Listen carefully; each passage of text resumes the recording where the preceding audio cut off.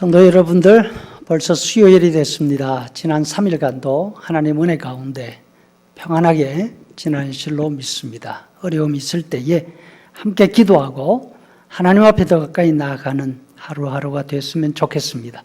이와 같은 마음을 가지고 오늘도 가정예배 시작합니다. 신앙 고백하시죠. 나는 전능하신 아버지 하나님, 천지의 창조주를 믿습니다. 나는 그의 유일하신 아들 우리 주 예수 그리스도를 믿습니다.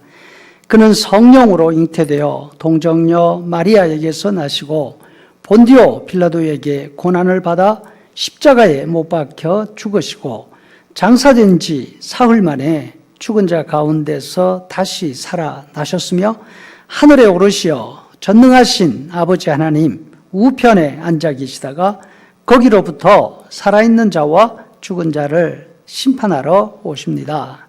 나는 성령을 믿으며 거룩한 공교회와 성도의 교제와 죄를 용서받는 것과 몸의 부활과 영생을 믿습니다. 아멘. 함께 찬양하면서 나아가겠습니다.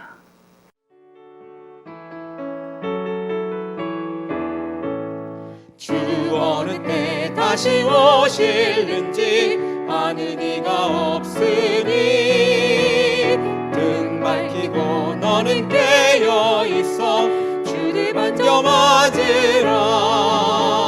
주 안에서 우리 몸과 마음이 깨끗하게 되어서 주 예수님 다시 오실 때에 모두 기쁨으로 맞으라. 주 오늘에 다시 오신다면 부끄러움 없을까. 잘하였다 주님 칭찬하며 우리 맞아주실까. 주 안에서 우리 몸과 마음이 깨끗하게 되어서 주 예수님 다시 오실 때에 모두 기쁨으로 맞으라. 주 예수님 맡겨주신 일에 모두 충성 다했나. 내 맘속에 확신 넘칠 때에 영원한 식 없겠네. 주 안에서 우리 몸과 마음이 깨끗하게 되어서 주 예수님 다시 오실 때에 모두 기쁨으로 맞으라. 주 예수님 언제 오실는지 한밤에나 낮에나 늘 깨어서 주님 맞는 성도 주의 영광 보겠네. 주 안에서 우리 몸과 마음이 깨끗하게 되어서 주 예수님 다시 오실 때에 모두 기쁨으로 맞으라.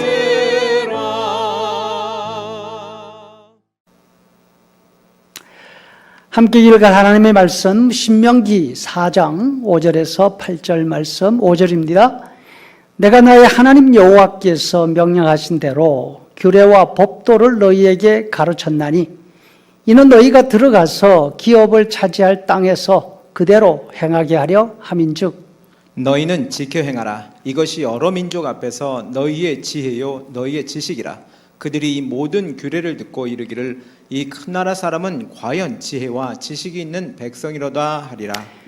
우리 하나님 여호와께서 우리에게 그에게 기도할 때마다 우리에게 가까이 하심과 같이 그 신이 가까이 함을 얻은 큰 나라가 어디 있느냐. 오늘 내가 너희에게 선포하는 이 율법과 같이 그 규례와 법도가 공의로운 큰 나라가 어디 있느냐.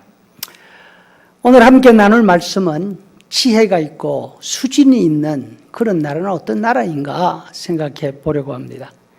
2012년 9월 동남아 어느 나라 도심에서 교통경찰이 업무 중에 사고 사망을 하는 그런 사건이 발생했습니다. 당시 20대였던 운전자는 고급 스포츠카인 페라리를 타고 있었습니다. 술을 마시고 도심을 무려 시속 177km로 달리다가 교통 단속 중에 있던 경찰관의 오토바이를 들여받았습니다. 사고 후 운전자는 도주했다가 체포되었지만 $15,000 정도의 보석금을 내고 석방되었습니다. 그런데 그 나라 검찰은 사고 책임이 교통경찰에 있다는 결론을 내리고 운전자를 기소조차 하지 않았습니다. 당시 페라리 운전자 뒤를 따라오고 있었다는 두 증인의 증언 때문이었습니다. 자신들은 60km 정도로 정속 운전하면서 페라리 뒤를 따라오고 있었는데 교통경찰 오토바이가 갑자기 좌회전을 하면서 페라리 앞으로 들어왔다는 것입니다. 아마도 페라리 운전자는 오토바이를 피할 수 없었을 것이라고 주장했습니다. 그런데 이 페라리 운전자는 세계적인 스포츠 음료 레드불의 창업주 3세 손주였습니다. 이 가문은 그 나라에서 세 번째로 큰 부자였고 그 재산이 무려 50억 달러가 넘었다고 합니다.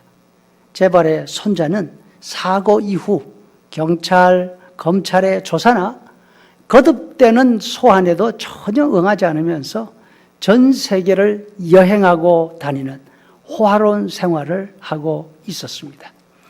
사법당국은 수사를 시작한 지 8년 만에 이 사람에게 면죄부를 줬습니다. 여론이 반발했습니다. 내치던들은 그 회사 제품 불매 운동에 들어갔습니다. 국민적인 원성이 높아졌습니다. 우리가 잘 듣는 말이 있잖아요. 이게 나라냐고. 그렇게 되자 정부와 검찰, 심지어 의회까지 나서서 뒤늦게 진상조사를 하겠다고 법석을 떨고 있다고 합니다. 여러분 어떻습니까? 이런 나라에 살고 싶은 분들 있습니까? 물론 돈 있고 힘 있는 사람들은 그곳에 살고 싶어 할 겁니다. 그런데 그 외의 사람들은 아마도 아무도 없을 것입니다. 사람이 살기 힘든 전형적인 불평등 사회의 모습입니다. 세상에는 선진국이라 하는 나라들이 있습니다. 사람이 살기 좋은 조건을 가지고 있는 나라들을 일컬어 하는 말들이죠. 그런데 선진국 조건을 말하라고 한다면 잘 산다, 부자다, 그거보다 가장 먼저 꼽히는 조건이 있습니다. 그것은 바로 공정한 법이 잘 정비가 되어 있고 사람들이 그 법을 잘 따라 살 수밖에 없는 그런 환경을 갖추고 있는 것이죠.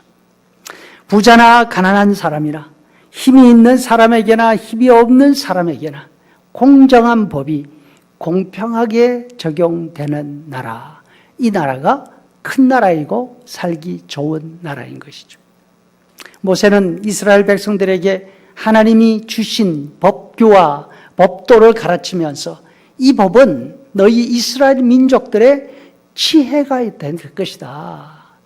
이 이스라엘 민족들이 얼마나 수준 높은 사람들인지 보여주게 될 것이다.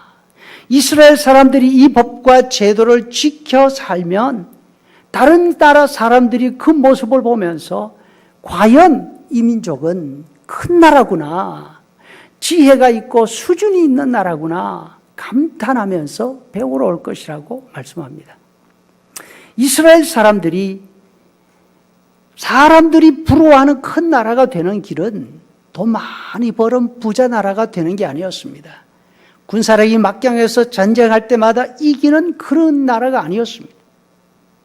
이스라엘 나라가 큰 나라이고 수준 있는 나라가 되는 것은 하나님의 법을 알고 지키는 데 있었습니다.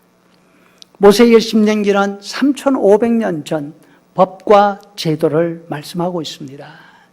우리나라 역사로 본다면 고조선 초창기에 해당되는 아주 오래된 옛날이죠. 이때는 평등이라는 말 자체가 없을 때였습니다. 힘이 세상의 기준이었습니다. 이웃 나라에 좋은 것이 있다고 생각되면 쳐들어가서 뺏어오면 됩니다.